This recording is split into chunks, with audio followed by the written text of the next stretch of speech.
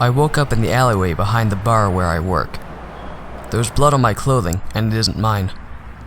I'm still dressed in my pajamas, and I'm certain I had gone to sleep in my own bedroom last night.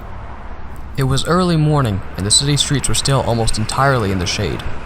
I saw a few people walking around, so there was no way I was going to get anywhere and not draw any attention. My apartment is 1.5 miles from where I am, so I felt pretty stuck as to what I should do next. I work at a bar called the Singing Raven.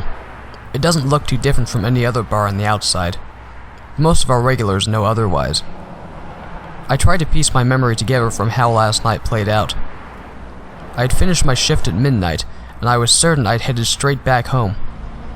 I didn't have any phone with me, so I had no way to call a taxi or even to ask a friend for a ride home. Even if I did, I was still covered in blood, and it was only a matter of time before someone notices and runs off to call the police. Glad to see you're awake. I turned and saw the back door to the bar was open. Standing there was my coworker, Chase. My first instinct was to cover my shirt, but there was no way I could hide it. Why don't you come in and clean yourself up? It's the least I can do for you. Why was he so calm? I was still in a bit of a daze, so I decided to trust him and head inside. Chase was kind enough to pull out his phone and show me it was 6:30 in the morning. This place doesn't open for another 1.5 hours. What are you doing in here? I've had some after-hours business. Nothing you need to worry about anymore. He poured himself a drink and then offered me one. I refused it and took a seat, still trying to regain my memory. Hold on. You know why I was lying out there, don't you? Chase grinned. It took long enough for you to start asking the real questions.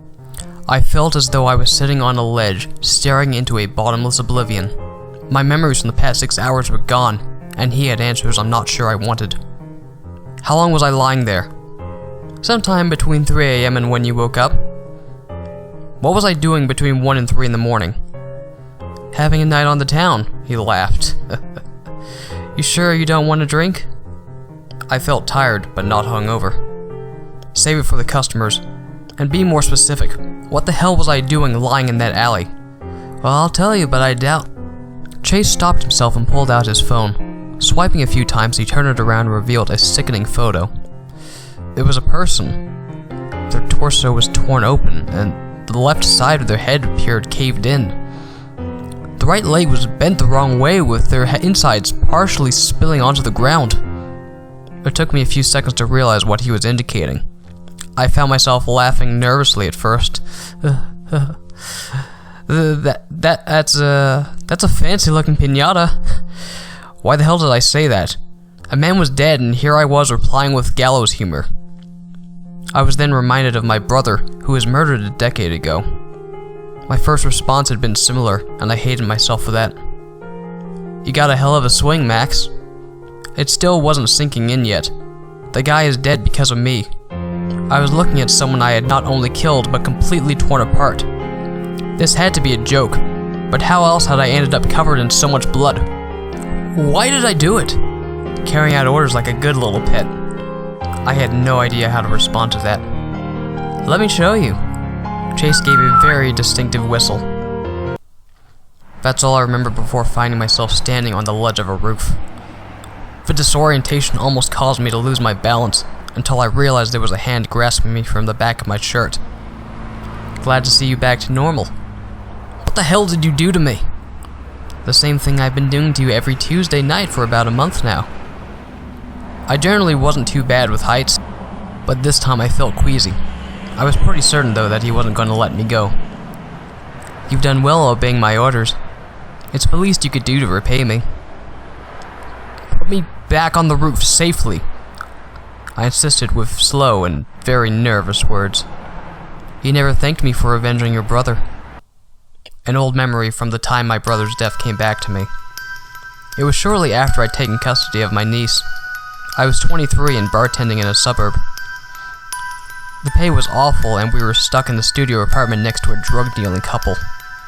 I had no other family, and there I was, stuck raising a toddler on under $12 an hour.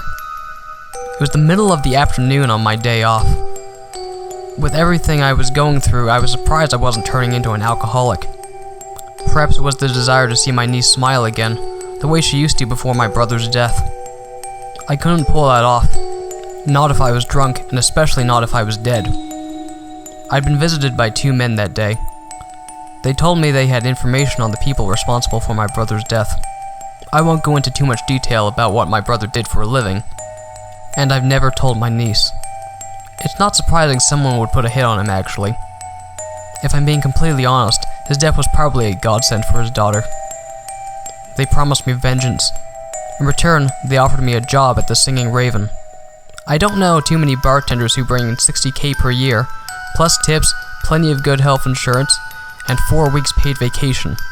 I was smart enough to know at the time there must have been some ulterior motive, but I accepted both the job and the vengeance. Less than a week later, I was given a photograph taken at the funeral of the man who killed my brother. A few years later, when my niece was at school, I took the day off just to go out and pour a container of urine on his grave. No regrets. You're the one who killed Cortez? My mind returned to the present, where I faced the pavement from the roof.